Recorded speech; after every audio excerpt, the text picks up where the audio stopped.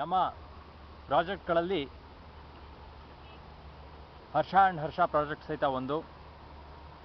ಇದನ್ನು ಒಂದು ತಿಂಗಳಿಂದ ಡಿಸೈನ್ ಮಾಡ್ತಾ ಇದ್ದೀವಿ. ಈ ಒಂದು ಪ್ರದೇಶದಲ್ಲಿ ಪೂರ್ತಿ ಮಳೆಗಾಲದಲ್ಲಿ ನೀರು ನಿಂತ್ಕೊಳ್ಳುತ್ತೆ.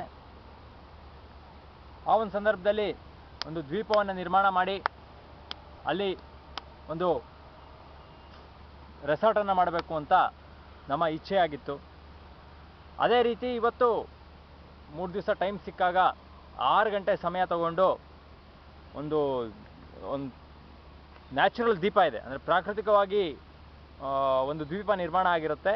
ಈ ಒಂದು ದ್ವೀಪದಲ್ಲಿ ತಾತ್ಕಾಲಿಕವಾಗಿ ಅಂದರೆ ನಮ್ಮ ಒಂದು ಹೇಗಾಗ್ಬೋದು ಅಂತ ಪ್ರಯೋಗಕ್ಕೋಸ್ಕರ ಒಂದು ಹಟ್ಟನ್ನು ನಿರ್ಮಾಣ ಮಾಡಿದ್ದೀನಿ. ಇದು ನಮ್ಮ ಮುಂದಿನ ಯೋಜನೆಗಳಿಗೆ ಹೇಗಾಗುತ್ತೆ ಏನು ಅನ್ನೋದಕ್ಕೋಸ್ಕರ ಒಂದು ನಿರ್ಮಾಣ ಮಾಡಿರತಕ್ಕಂತಹ ಒಂದು ಗೂಡಿಸಲು.